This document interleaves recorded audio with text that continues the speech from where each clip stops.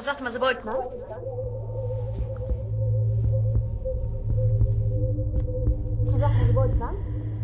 Jeg tycker det blir mega fett att pröva. Men det finns ju ett super adrenalinkick.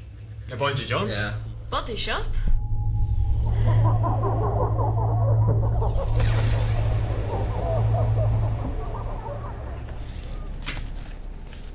Jeg vil tjej.